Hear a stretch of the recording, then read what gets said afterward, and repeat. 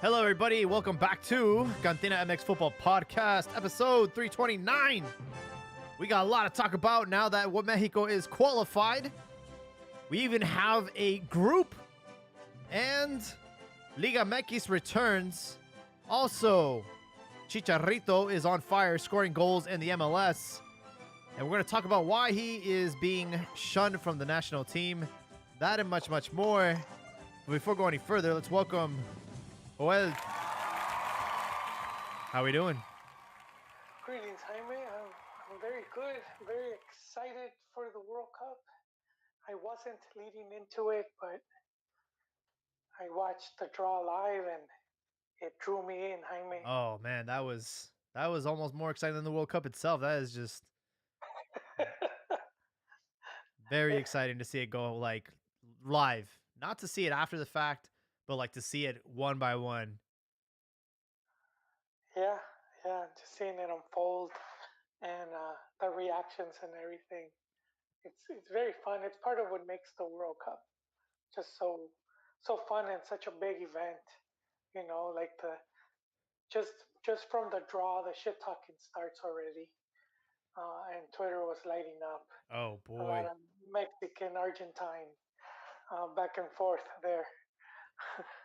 Yeah, for those living under a rock or maybe the internet is down, Mexico got in Group C that has Argentina, Poland, and Saudi Arabia. And everybody was started freaking out like it's the group of death and that we're going to get pummeled by Argentina and that Poland is scary and maybe Saudi Arabia might get a win against us. And I was just watching the meltdown go live and I was just shaking my head. But how do you feel about the draw? I think it's accessible group. I think Argentina is the one team that I would have want to avoid just because Mexico's record against them is it's pretty bad. Oh, it's it's it's it's filled with L's. Um, yeah, that.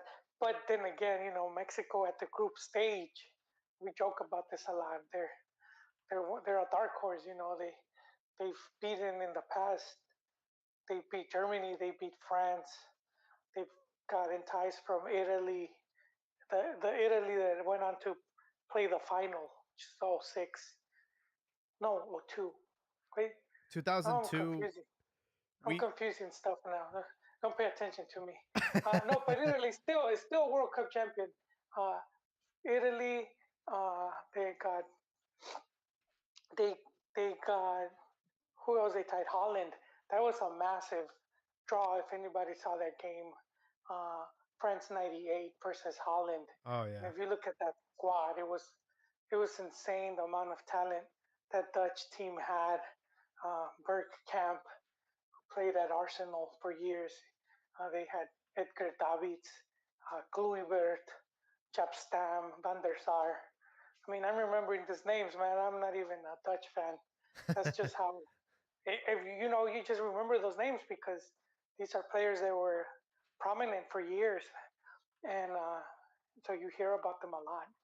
And and it was those teams that people would say, "Oh, Mexico's gonna get," you know, they're gonna they're gonna just drag el tri, and it was the opposite. It was a very exciting 2-2 match, um, which the Dutch did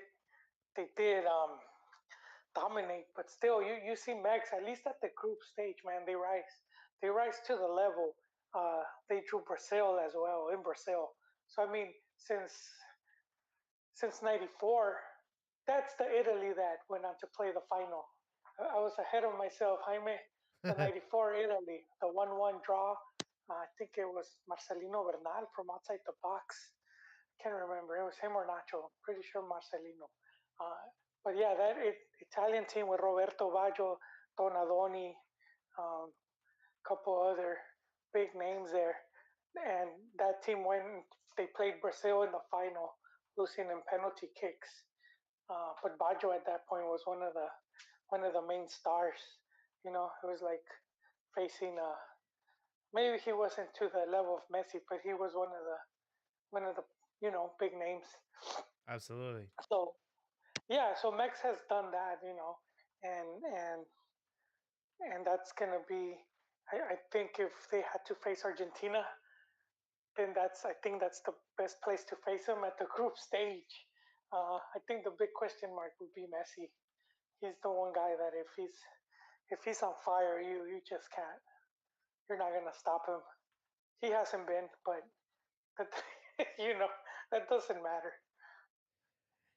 Yeah, but I was crazy. I was seeing this unfold. They did the whole seeded teams first. They all got their own group. Qatar got, group A, England got group B, and Argentina got group C. And I was like, you know what? Put us in the same group as them. Like, let's avoid them in the round of 16. Let's get them right out of the group stage because that's a different Mexico. That's a different kind Yeah, of. And I don't know, man. I just feel like a lot of people, like, they're acting like this is their first World Cup, like, as we it have it. is. Jaime, actually, it is. Every World Cup, even every game is the first for someone, and it is, man. And the more you see soccer, the more you follow it, and then you go to social media, the more you'll start seeing how there's like all these noobs, all these people that are new to the game, and you could tell by their reactions or just what they're talking about. Um, but yeah, it's a lot. It's a lot, which is good. Nothing against them. It's like that meme with the guy has the who is it Franco, James Franco. He has the noose around his Yeah. neck, and he's saying it's the first time or Yep. something like that. He's saying, and that's sort of where we're at, man. We've been there once too many times. Yeah, and it does feel like first time for a lot of people. But I'm like, we were here 4 years ago and we had a group of, Germany, Korea, and Sweden. Everybody thought, oh yeah, this is the year. This is the year Mexico doesn't get out of the group. And, we ended up beating Germany, and that was that. So I don't know, man. I feel like people are freaking out. And you look at this Polish team because that's our first match, and that's going to be the most critical part of this. If you lose that game or if you draw that game, I think it's over for Mexico. You have to win that match. More losing it. I think you could draw it and you'll be fine. But I do think losing will be that's that's where we have the stats at. You're at like 80% chance of not making it to the next round. Yeah, but then you look at this Polish team, you're like, wait, like, let's actually see what we're dealing with here. And you look at the stats and you're like, well, this team didn't get out of the group stage in 2018. They didn't get out of the group stage in the Euros. And they had to go to a replay, or not a replay, but a playoff to get even qualify. So, I mean, how much of a threat is this Polish team exactly? I feel like the Croatia in 2014 was much more of a threat, and we had no business against them. So, I don't think anyone has nothing to worry about. I think Mexico will get out of the group stage, and it's always our just unfortunate luck that if we do get out of the group stage, and if Argentina wins the group, we're most likely going to play against France in the round of 16. Yeah, that's no quinto partido there. Um, yeah, it's the World Cup though. I think Mex. It's they don't have to be as strong as those teams to beat them. That's the thing about the World Cup because it's a one-off. Uh huh. If they were to play France like NBA playoffs, best of six, then yeah, odds are France would take it um, quite easily. But on a one-off, dude, you just need one bad game, one bad play, one bad bounce of the ball, and it could go in your favor. And I think Mexico is bound for one of two things. Either A, they finally get knocked out of in the group stage, or B, they finally get to that quinto partido. The ball finally goes into their favor because they've been unlucky a few times. They have. I remember the match in '02, right? So '02, they get to face the U.S. and there was a play inside the box when it was John O'Brien, and it was a corner kick, I believe, in Mexico's favor, and He uses his hand to move the ball, and that should have been red card and penalty, and that would have put the game in favor of Mexico. This time there was no bar, and the call wasn't made, and then the game ended up going in the U.S. favor, and they end up with the humiliating 2-0 win, the massive win for them. Um, but there's been always plays like that. We've seen a few where Mex, was on the losing end of that. I think Argentina as well. Was it when they do that hack on Guardado, right? Was that in '06 or am I confusing it with the Confederaciones? But there was a match where they should have been red carded. What was that Um, dude's name? there was He went one. on to be a coach.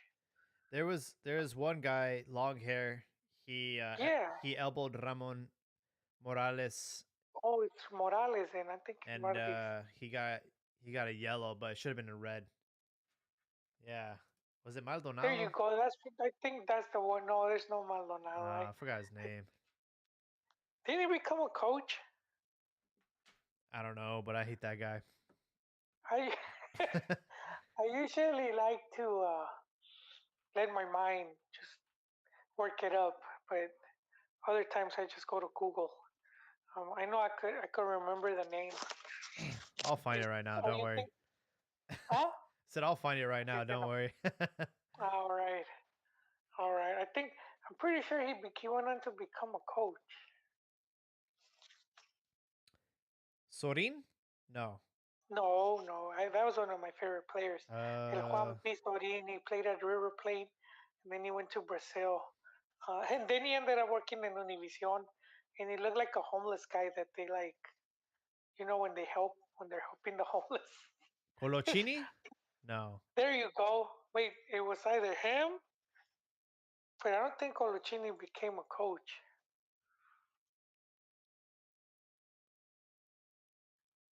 Wait. But it could have been him.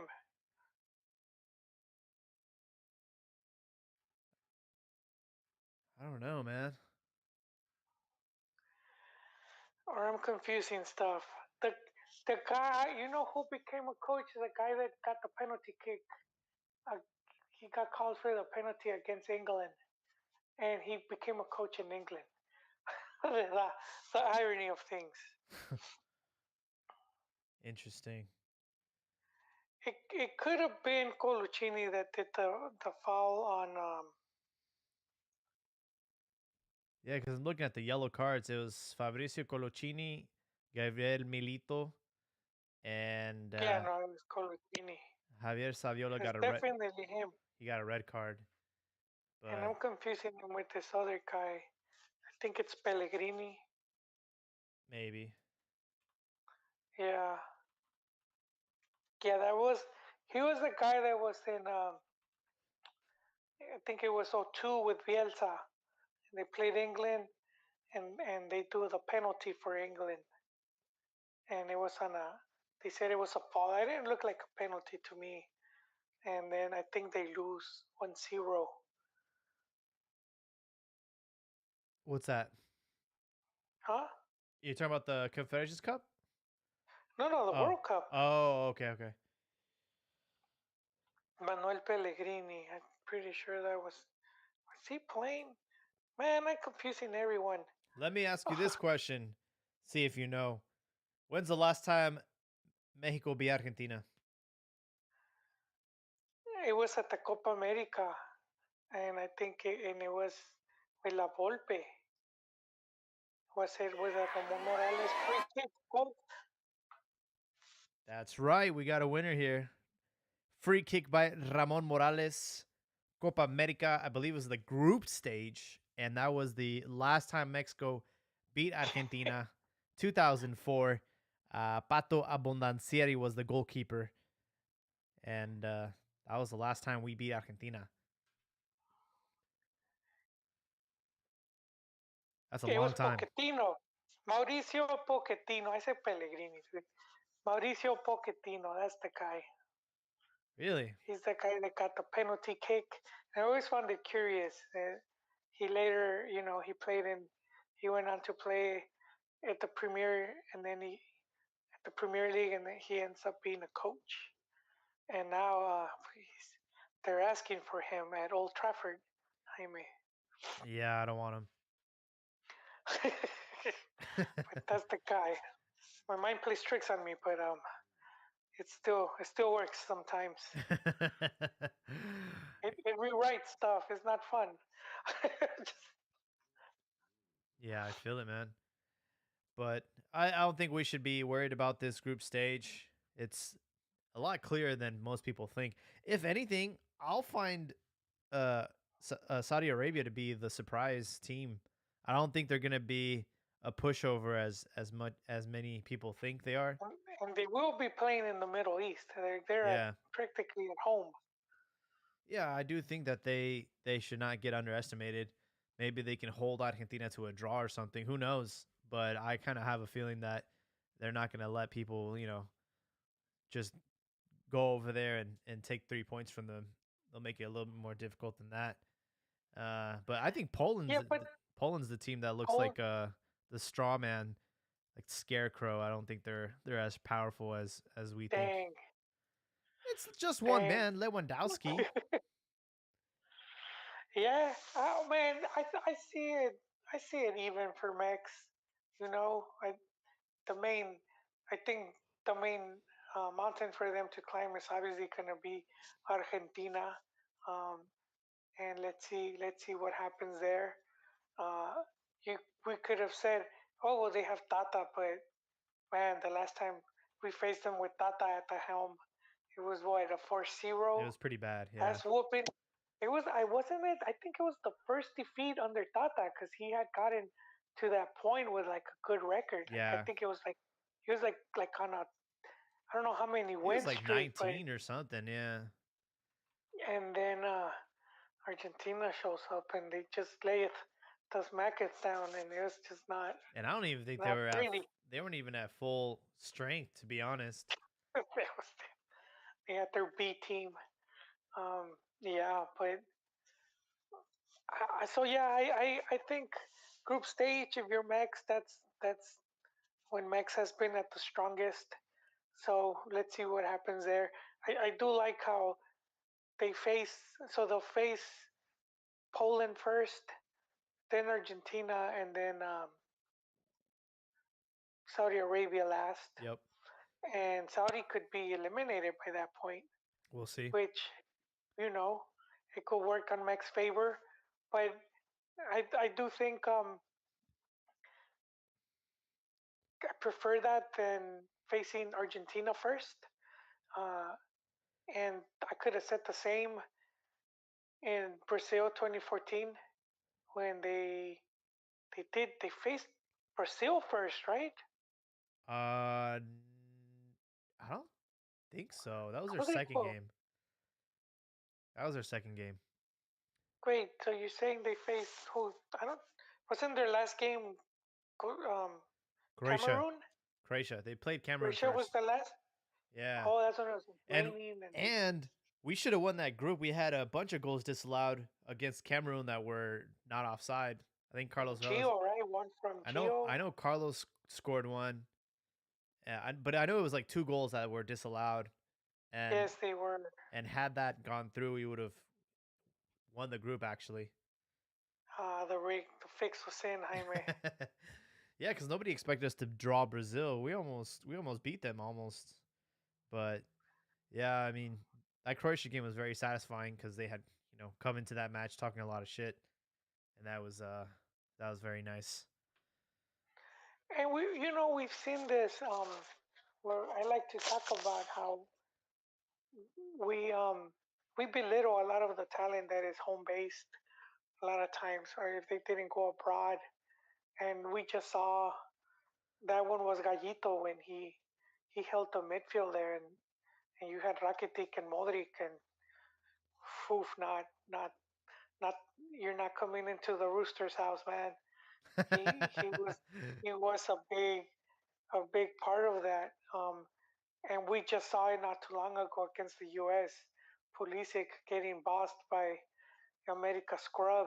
So there are players like that, and I know we have some, and we just have to hope that for the World Cup they just, you know, they rise to the occasion.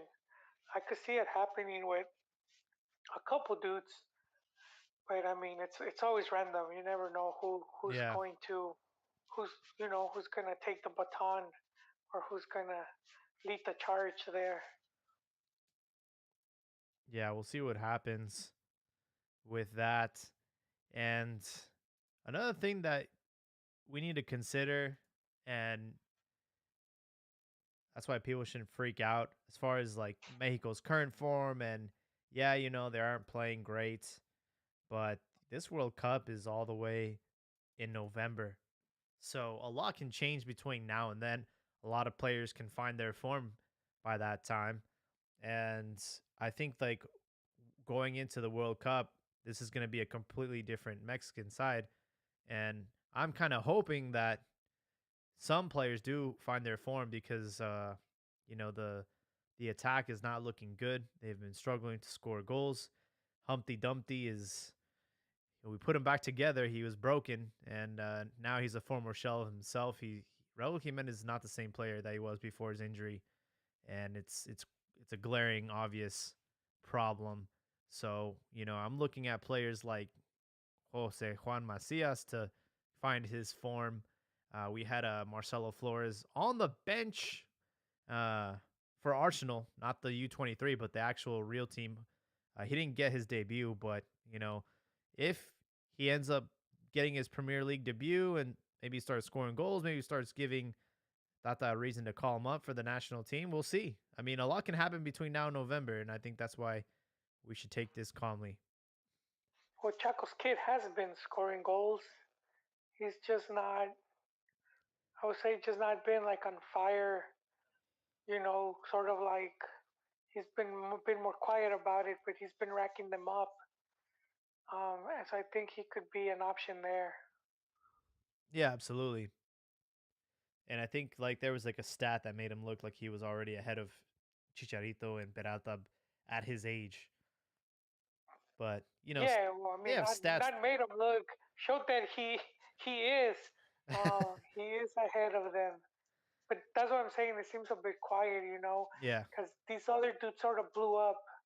Like Cheech just started like banging them in on that one season, and then he's scoring at Libertadores, and same with like Hermoso. Just all of a sudden, they sort of blow up into the scene. That's kind of what I'm hoping for here. At least one or two players like that. I think it would be nice to have that going into the World Cup, and it's a big reason why you have all these people pushing for Cheech because he's doing that right now at the Galaxy. He's pretty much scoring every game, and you know they see the selección thirsty for goals, and everyone's now clamoring for Cheech again. But I think is always striker is the easiest to see, but there's other positions where that player can excel and make his way into the selección or into the starting lineup.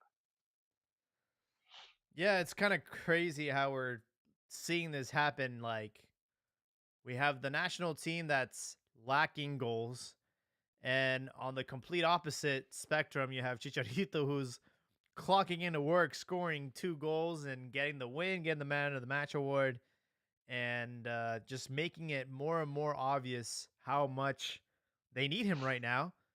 And it's getting to the point where even TUDN, even ESPN, even all these media outlets are starting to demand his name and demand answers from Tata Martino. And I think you have a hypothesis for us.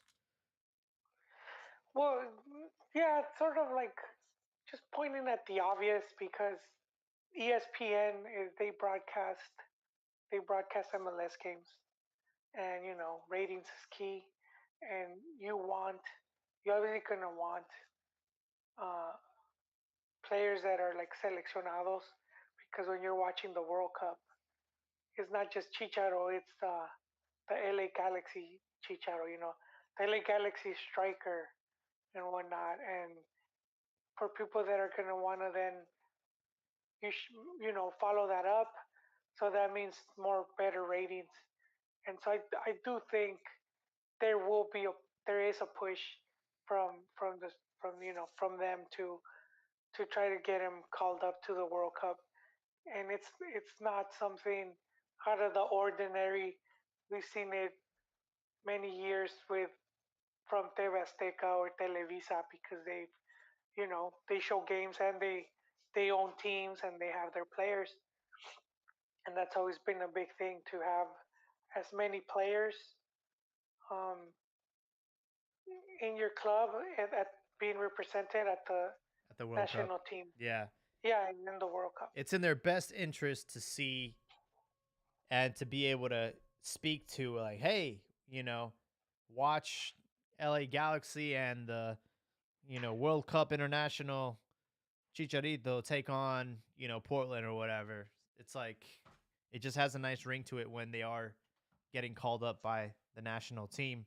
What I do think is very dirty, though, it just feels like it's very intentional because the Mexican national team on Twitter will provide updates as to players getting action and getting minutes, and they tagged Julian Araujo, who also plays for the Galaxy, and it's like why are you avoiding and ignoring Chicharo's goals? Like, at least acknowledge him, but they refuse to, and even the president spoke against it, and he said that yeah, you should not expect him to get called up. So it feels like it's more than just rhythm. It's more of a business reason. Yeah, well, it is. That's soccer, man. Business first, sports second. You need money to get the ball rolling. So that's always gonna that's always gonna the business aspect is always gonna take they're always gonna take the lead, because if it was for sporting reasons, Qatar would not be hosting this World Cup. Oh, absolutely not. I was watching a photo of how they're going to be blasting like AC, and it's like these huge, huge vents, man. And I'm like, is that really what we're doing? Even in the wintertime, they still have to blast the AC at like full blast. Like, damn. And then the also thing is what's gonna happen with those stadiums. Brazil had to build stadiums that are not in use. Like the one in the jungle. Yeah, they had one in the jungle. They had one where they were using to park buses. They couldn't even use them as for concerts or such because of the logistics. They were just too far out. It was just costing more money than to use venues already in place. Uh, Someone people would rent for weddings or quinceañeras. Dude, I would rent one for a cascarita. Hell I had, yeah. I had a cascarita at a World Cup venue. Um, but yeah, it's kind of sad because we joking about this, but it's sad in that all that money spent on that for a couple games, and those towns could have used that for like a school or a hospital, things that would have improved the lifestyle, the quality of life, I should say. Instead, it was a big soccer stadium that was just political reasons. It's a lot of money went into building that, and so when they build that stuff, it's not just you know you have people connected that okay, who sells the material, who's the architect firm, who's the construction firm. You have all that stuff connected to Oh all these yeah. people. All these people related to that make money. Hmm. Concrete, because you need concrete for that. City, dude, it's just so many people make money off of this World Cup stuff, when it's when there's bidding for World Cups. It's because a lot of people are gonna make money. There's gonna be a lot of money spent. That also means a lot of money earned by these companies. So that's something that's always the political stuff. Yeah, you just got to follow the paper trail and see where is it going, and it'll basically explain why things are the way they are. But It is, yeah. we'll see what happens. Qatar is very far away from now, and it's gonna be weird to have a World Cup viewing party not in the summertime when it's hot outside and you can have some carne asada, some cerveza at like 5, 10 in the morning. This is gonna be in the wintertime. It's gonna be cold outside. It's gonna be dark. what what time? Do you know the time? Because I don't. I'm not sure actually. As long as it's not Japan, Korea, man. Those Oh were like yeah. games at midnight, which I didn't mind. But then the follow up was like at 2 in the morning. Right now it's 7:47 a.m. So yeah, it's almost All 12 right, hours I'm ahead. I'm already up, dude. They're at what? Early in the morning. I don't know what time the games will be at, but they're what, 10 hours ahead then? So we'll see. I think we'll be okay. Those games in Japan were rough, man. Like 2, 3 in the morning. Oh, bro. I know I went to a few watch parties and people were always like just tired, dude. They were just like in the sofa, falling asleep. No, I know. I remember when Mexico played that elimination game against USA. That was at like 3 or 4 in the morning, and I had to go to school, and Damn. and then they lost, and then I was still wearing my Mexico jersey, and everybody was laughing at me. So I had to like basically got no sleep, got made fun of the entire day. It was the most miserable day of my life Damn. in Your middle Mex school. shirt with beer stains and nacho Nah, I was a kid, bro. pieces. That's why. It's nacho dipped, already dried, and yeah, damn. Salsa from. So now that qualifiers are over, we actually had a Nations League draw, and if I'm not mistaken, Mexico got a pretty accessible group, and of course they have it arranged in a way where the only way Mexico and USA face each other is, of course, in the final. So that happened today, and Yeah, the one concern, and I'm not sure, Jaime, but I think the games are gonna start being played pretty soon. And if that's the case, I have to wonder if that would cut into Mexico's World Cup preparation because it's like instead of playing a team from Europe to prepare for Poland or some South American powerhouse, they have to play Jamaica. yeah, exactly. They got in the group of Jamaica and Suriname. Costa Rica, Panama, Martinique is Group B. Canada, Honduras, Curacao, Group C. USA, El Salvador, and Granada, Group D. So, yeah. You forgot a group. Why? There's another group? Yeah, with Tena, man, like Guate, Huh? the Guatemala group, and Oh, I this is haven't been the, paying sorry, attention to. this is League A. I don't know about, Oh, okay, they're in yeah. League B. All right. I thought. I Well, didn't they're know there, man. there's levels to this. Oh, I didn't know that. They're in B. They're there, and I want them to do good, man. Um, That's that's the dream right there, Jaime. I wanna, you know, hopefully by next World Cup, not Qatar after, we could see two Mexican coaches oh coaching at snap. the World Cup. You know, I doubt tennis gonna last that long, bro.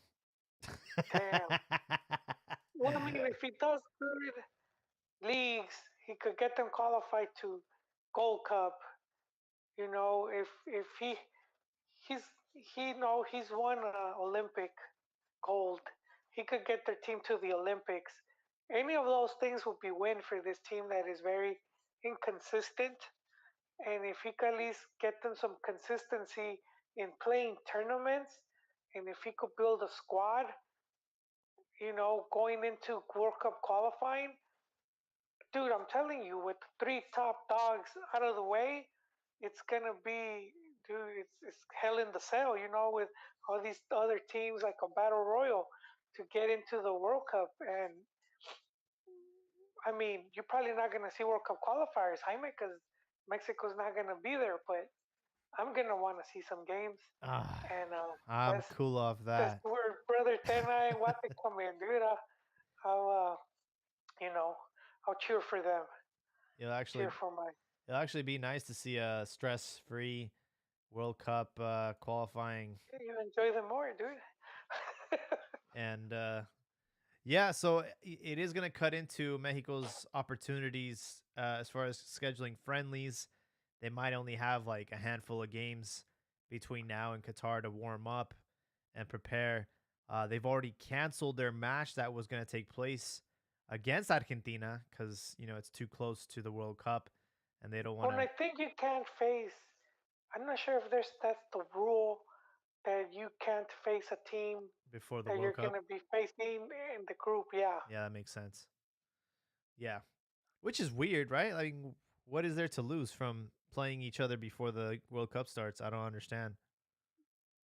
Yeah, I don't know. Is it I more of really like don't. a This is more of like a psychological thing, right? Like you go in there, it's like the Mighty Ducks 3 when they go to this college and they play the varsity team. And well, actually no, the coach said do not play the varsity team. Like do not play them before we actually have to face them. And they kept talking shit, and like fuck it, let's do this scrimmage. And they did it without anyone's consent, and then they got their ass beat. And that was basically like psychological, like warfare. Yeah, There, it is. they're like, guess what? They now own you, and basically, I guess that's what they're trying to avoid. Argentina plays a friendly in Mexico in September. They push their shit in, and then you go into the World Cup already feeling defeated. So I guess I get it. My best guess could be maybe something with like an injury Oh, that's true. Let's or send out Pollo some Briseño out there and take out some and legs. take out Messi, and I wanted to let's do what he did to Gio. Um, let's bring out Liga MX's biggest troncos and have them mess up just the just starting fight, lineup. just scrap, because that used to happen, Jaime. Maybe we can get Luis Suarez to do a one-time switch so he can start biting some. Oh, but that used to happen. That's one thing we need to realize about football and some of the rules that are old that go way back. But way back before there was the card system, because the card system didn't come into play, I believe, until 1970. So before 1970 World Cup, there was no yellow card, no red card. And back then, Oh shit. a player could start, play rough, play dirty, and you supposedly was supposed to be a gentleman game where you just didn't do it, but Ah, yes. that wasn't gonna stop. That wasn't gonna stop that. And I know Pele got in '66. He got, they hacked him down. They hacked him to pieces. So that was the England World Cup, and then I think he threatened to not go to 70.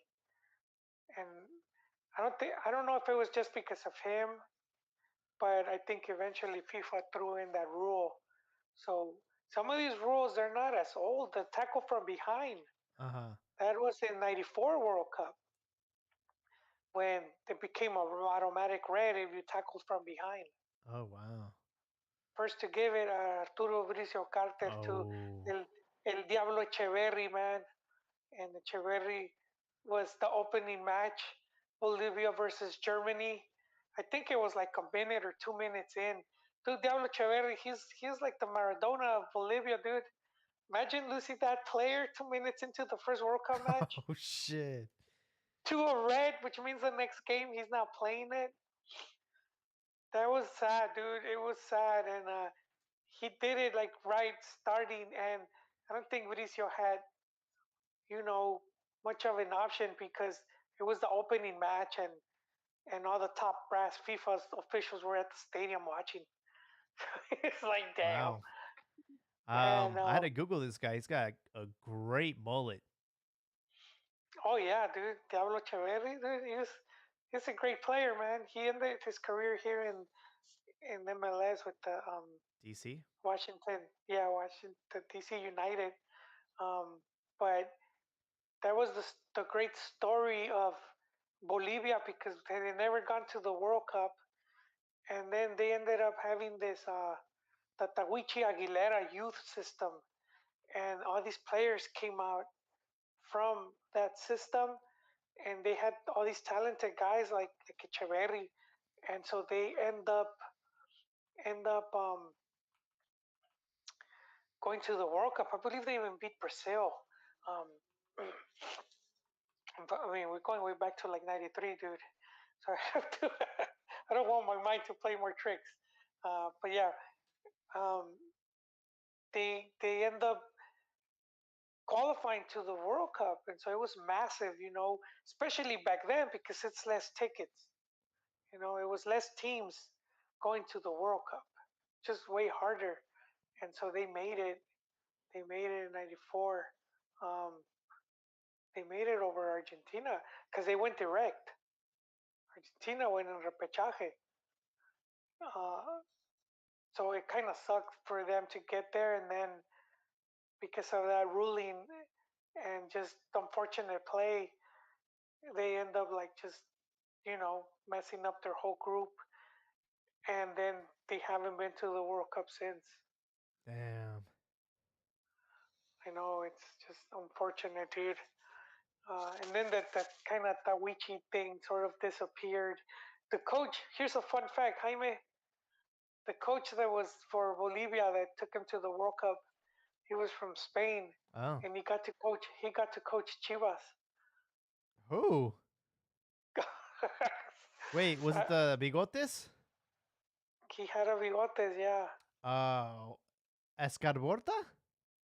Oscar Gorta, there you go. Wow.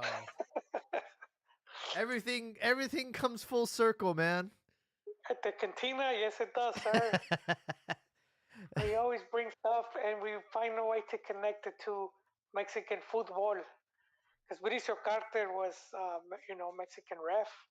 He's of Uruguayan. He's of Uruguayan descent, and this is a lot of older Argentines. They hate, they hate Mexico because of Mauricio Carter. They don't. They probably don't know he's Uruguayo. Huh. He coached a pivotal game. Not coach. He refed a pivotal game in 1990, Interesting.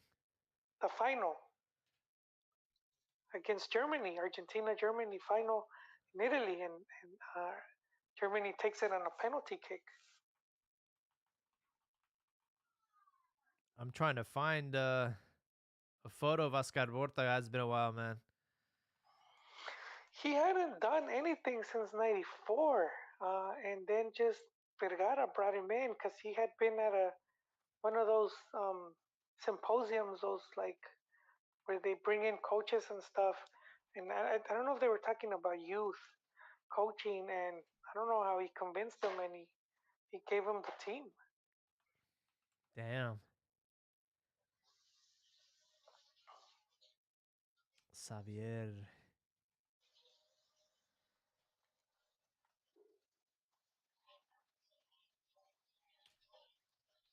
I'm trying to find what he's done. Let's see.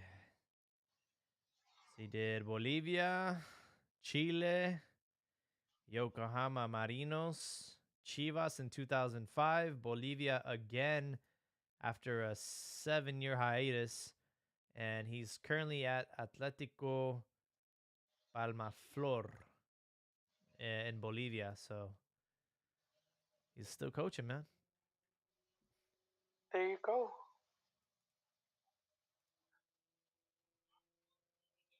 We had Liga MX action return after all that, and everybody played except for Chivas because they decided to have a Coldplay concert.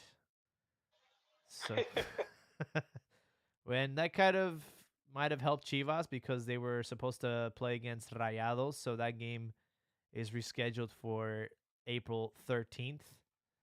But we did have some interesting results over the weekend. The one that speaks to my mind is Club America.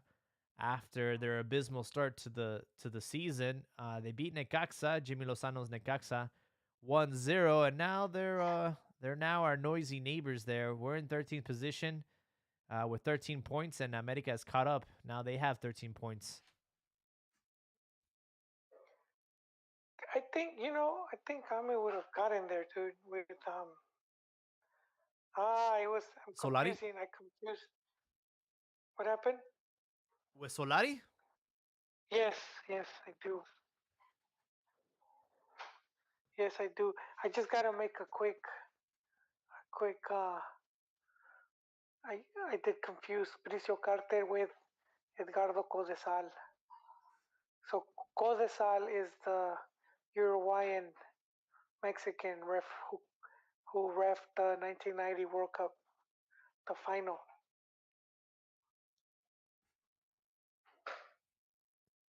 I just needed to make that correction. For sure.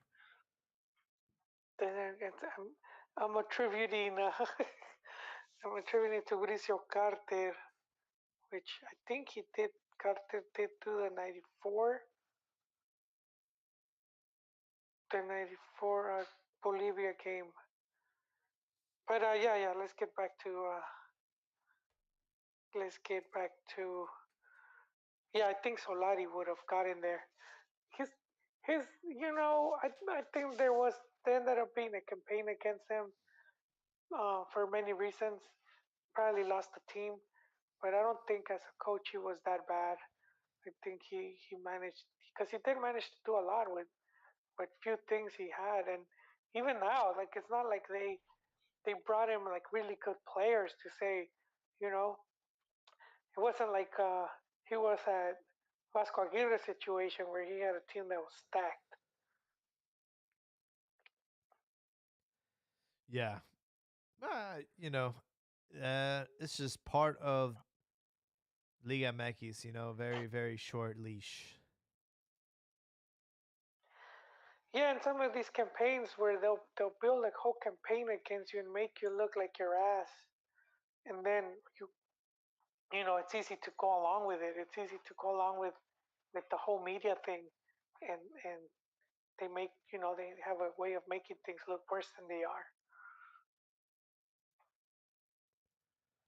I feel like once you're on somebody's shit list, it's over, man.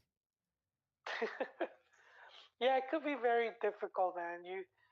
And I was surprised. I didn't think Ame would do that. They would just sack him.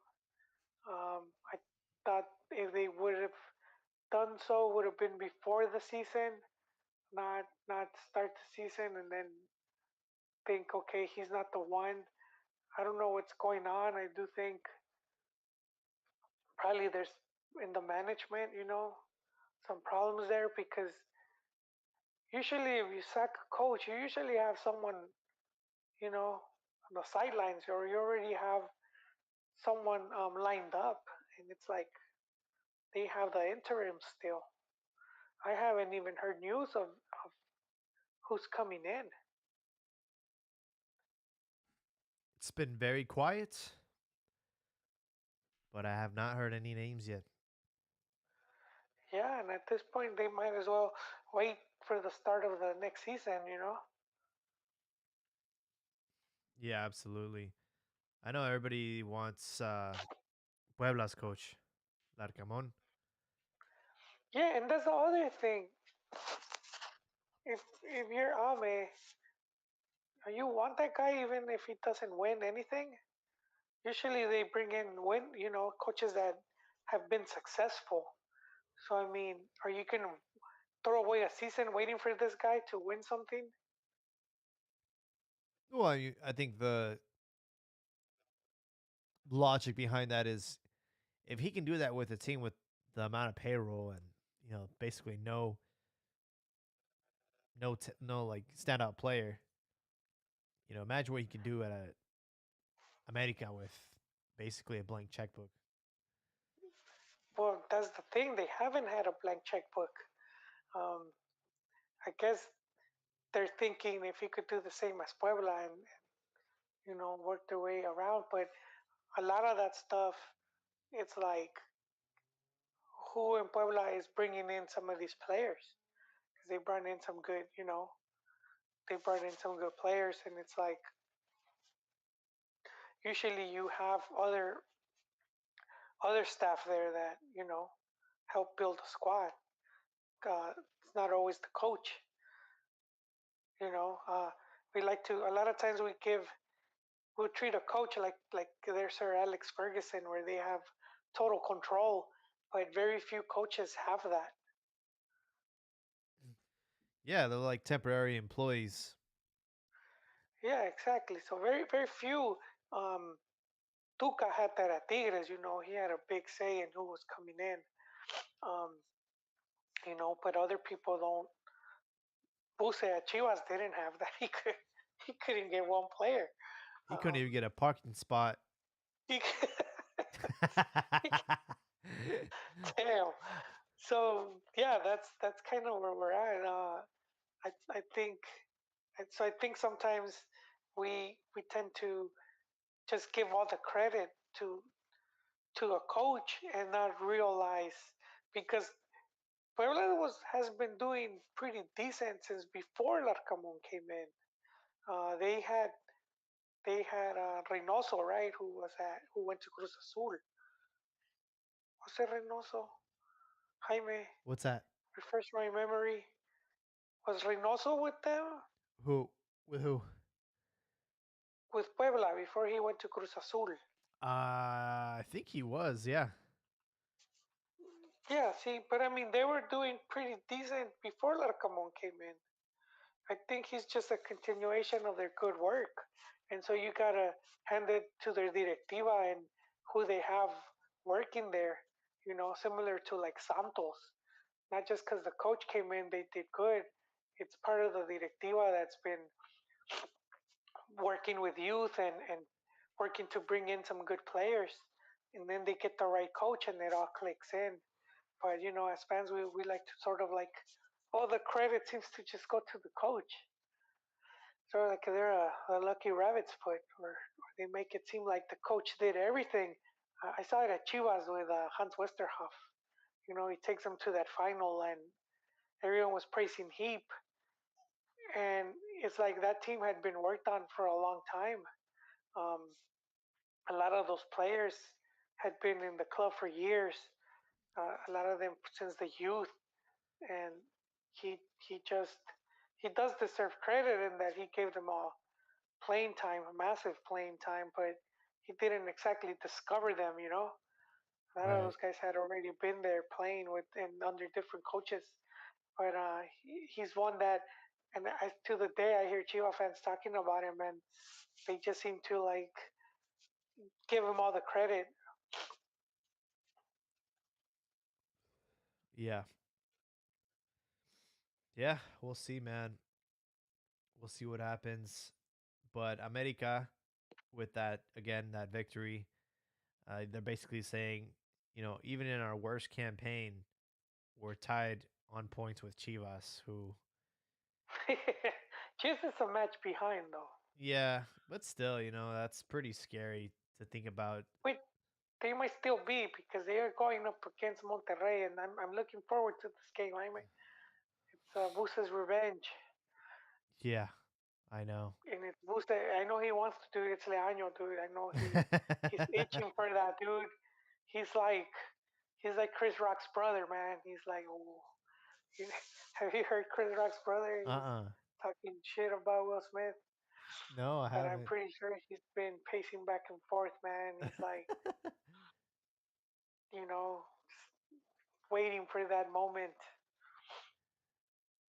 I know that that's going to be a fun match to watch. Michel Leaño, we mentioned before that, Pelaz had a presser before after the or actually the same day as the qualifiers. They had a press, and he was basically just defusing all these rumors about Michel Leaño getting replaced and how Chivas were already interviewing other coaches, and Pelaz basically said like, yeah, dude, like this is our gallo, and we're not gonna talk about his performance now until the end of the season. So yeah, Yeah, yeah, Lanyo, we've said it here. He's he has in Chivas, at least in Chivas, he has a very strong backing through family connections. So he's not gonna get that treatment. He's not gonna get a swift kick to the ass. Um, he's gonna be allowed to at least finish the season, or if shit hits the fan, he would have to resign. Um, he would you know call it himself, but I do think he has that, just he's not gonna resign. He's gonna win everything in Mexico. Then he's gonna go to Europe and win everything. Then he's gonna go back to Mexico and win the World Cup. oh man, I would have liked, dude. I like his way of thinking, but I think he got a bit ahead of himself. I would have preferred if he started at Tapatio, just get his peak weight a bit. I don't know if he had coached before though. Do you know if he had coached the team before Necaxa. for like a whole season or? He did coach. I don't know if it was for a whole season, but he did coach at Necaxa uh, for like 2018. Oh, he replaced Nacho Ambriz. But I mean, as like interim, I meant like as a full, you know. 31 years old, youngest coach, and the only coach in the first division to have never played at the professional level. He, um, yeah, he was at Necaxa 2018. He coached 19 games, 7 wins, 3 draws, 9 losses. And then he's at the same as Chivas right now, 19 games. So he had coached a bit, Venados and Zacatepec. All right, but like you said, very young, 31 years of age, when he took over Necaxa. I do think he probably needed a bit more, you know, bit more experience there. You know what they say. Cocaine's a hell of a drug. but and for his age and to have already gotten a shot at 3 clubs, it talks about, you know, it just talks about like, his influence that he has through his family connections.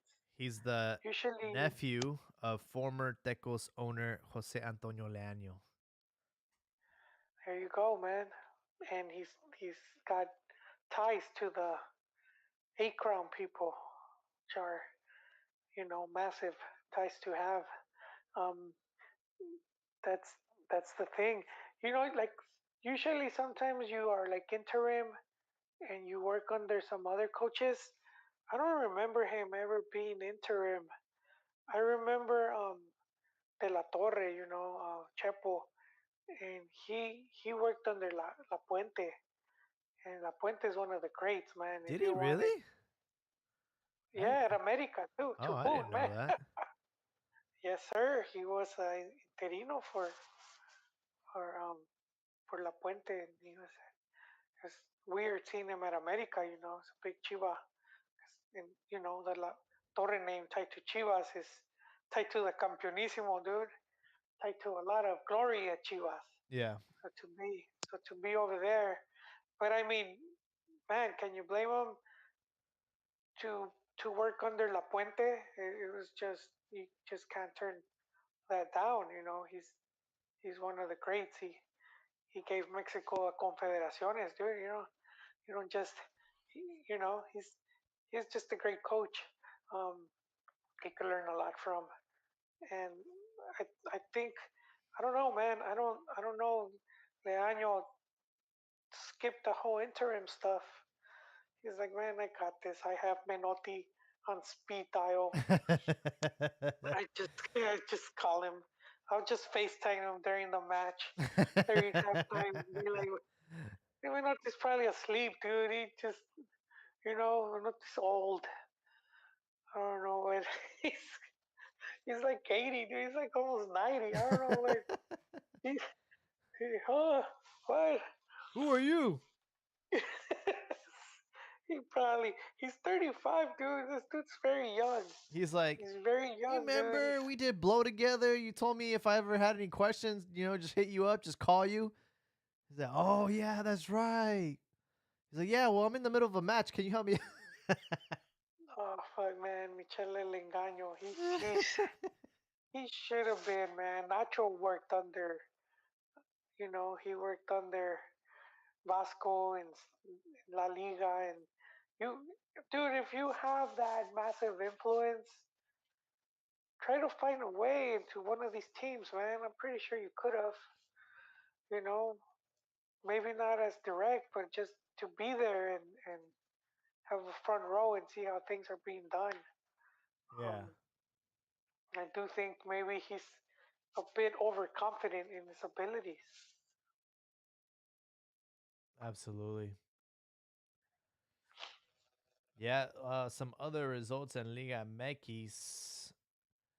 Uh, Santos, big victory for them against Pachuca, 3-1. And, Pachuca were in first place up until that results. And now with that defeat, Tigres have leapfrogged themselves to first place. And Senor And, Gignac is just on fire. and and the coach, Jaime Who's the coach again? Piojo, I know, I'm just fucking with you. Barney Rubble, yes. and he's also one of the main candidates for El Tri. No. And this is the thing with here's two things about Tata. So I don't think they have confirmed them. It's not. I don't think they have to, but I feel like they should. Um, and I do think that what Piojo did in that interview, saying I'm ready, I think that was lack of professionalism. Oh, That's yeah. always been a downfall of his. His mouth cashes checks or writes checks that he can't cash. I think that's always gotten him in trouble, and that's always been.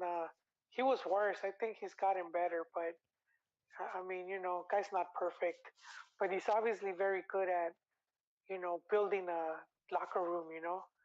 That winning over players and getting them to overperform. That's always been a big thing for him.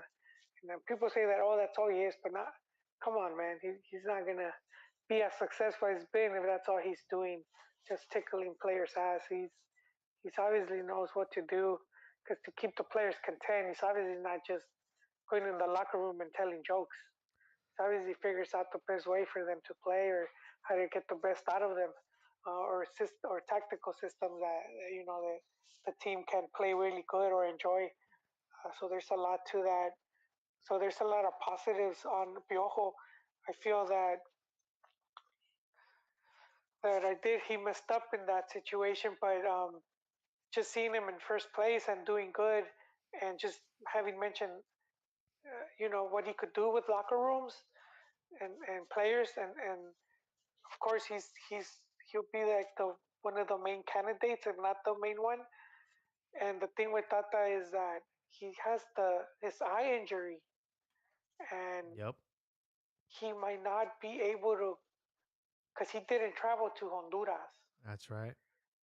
And then I don't know if he traveled to Qatar, but supposedly it said that he wasn't even able to For the watch draw? the draw. I don't know if he traveled, but they said he couldn't watch it Was because he he just supposed to? heard it. They usually travel sometimes. Huh. I don't think you have to. It's just a draw. But they're saying that he had to. He didn't watch it like on TV, or that he just had to hear it. Oh man, that's not good. And then the talk is that he can't even stay in Mex City. He has to move away, and that it's gonna take him a few months. Few So months. yeah, so he might not even be able to coach Jeez, well, some did he have moleros. cataracts or something? Like, what is? I'm not sure, man. I'm not.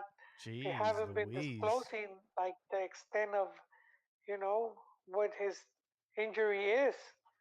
You know, maybe he got that the cat scratched him in the eye, like the Avengers, the cosmic cat. But I mean, I don't know if that's gonna pose a problem, and ultimately they're gonna be like, dude, if you can't be with the team, then we're just gonna need someone else. Like your health is getting in the way. But that is some of the talk coming out. That's why I feel FMF needs to step in and give that vote of confidence. That I, Yeah. and if they haven't, I'm guessing they're not even they are not that sure, and they're Dang. probably waiting. I'm not sure if they're waiting till the end of the month or what to be like, okay, what's going on? If they're confident, it's like, well, they could be confident that they have someone like Piojo in the sidelines. You know, I'll be confident too if I have that guy, just because you know what he's capable of. So I I don't think they want to get rid of Tata.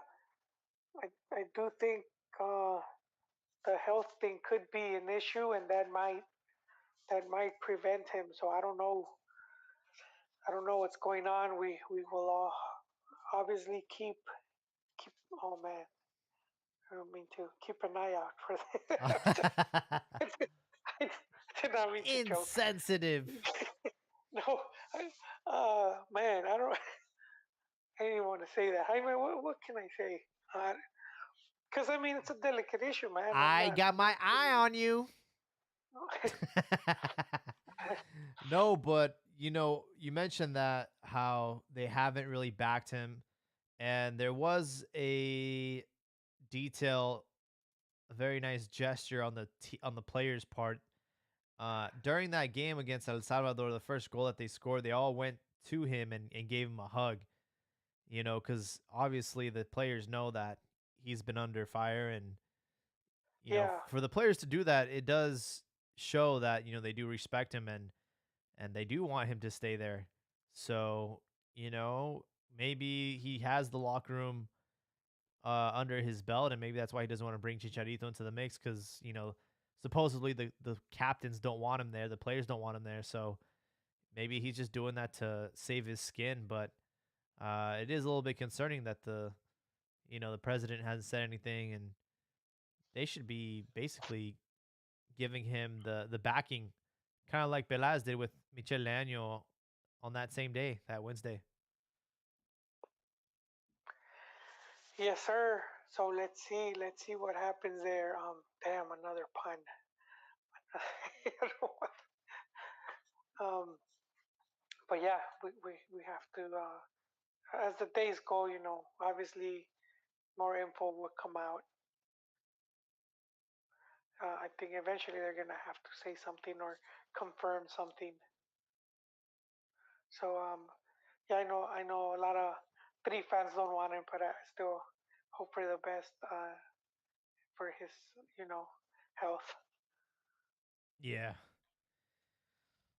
Let's go over some more Liga MX results. We had Tigres, like we mentioned, beating Tijuana 2-0. They're in first place now. Toluca beat Puebla 2-1. And that puts them in the number 7 spot. Wait, who Tigres beat? Tijuana. And Toluca Okay, beat Puebla. Toluca. So Nacho got the big win over Larcamon, Mm-hmm. the coach of the who's he seemed to hit a bit of a slump because he Yeah. lost to St. Louis, I believe.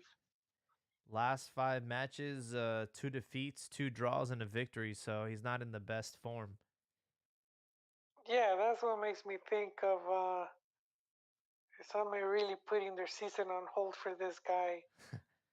And I think like, no, I don't think so. And Cruz Azul, who continue to stay in good form, they won. They beat Atlas 1-0. Santiago Jimenez, who, again, might be a player that could make the World Cup. We'll see. But Chaka's kid, man, he's scoring goals, and Cruz Azul are in fourth place.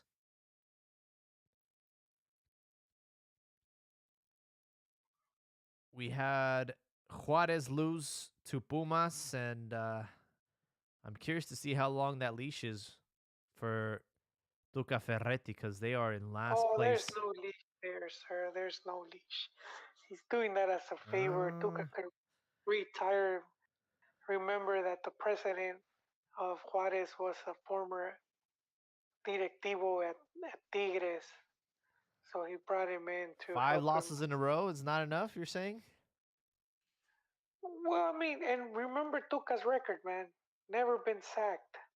I don't think he would go to Juarez, especially this point in his career, so he could get a swift kick to the ass when things didn't go right. So I think, if anything, he would, at the end of the season, just hang up his boots. Plus, it's a dude that he's in good standings with. Yeah. He could resign, but I don't think he's even done that. Tuca's record's always been he's left at the end of the season. Well, they're in last place. They lost to Pumas. They have 8 points, and they've just taken their fifth loss in a row. So we'll see what happens to Juarez, but things are not looking But good for them. they're only 2 games from repechaje. That's 6 points. True. You could lose 5 in a row, and then you win two, and you're back in the playoffs, That's dude. crazy. that's, What that's what a joke of a yeah. league. What a that's, that's maroon. that's why I don't take it as serious the regular season. I love Liga MX. I like the Liguilla, but it's hard for me to expect more when it's designed this way. I do think they could improve on it, but it's I guess it's part of the excitement for a lot of people. If you're a Juarez fan, you laugh now, Jaime, but if that was Chivas, you would be excited at the end of those 2 games. Yeah. I mean, it's assuming that other teams don't win, right? Because you can win 2 in a row and get to 14 points, but that's assuming everybody else stays stagnant, which won't be the case. But, the fact that you are No, well, only, but 6 points away from Repechaga is a little bit concerning.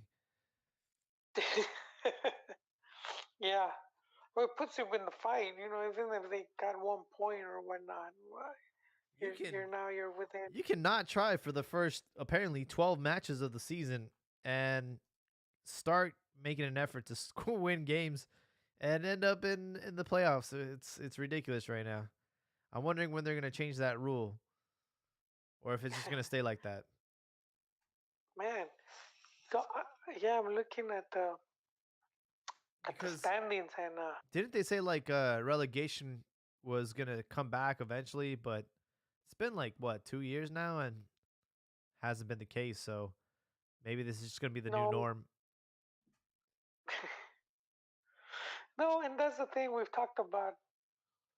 Um, you know, we talked about if they did bring back relegation, there's no teams that could really go up to first. It's just not there.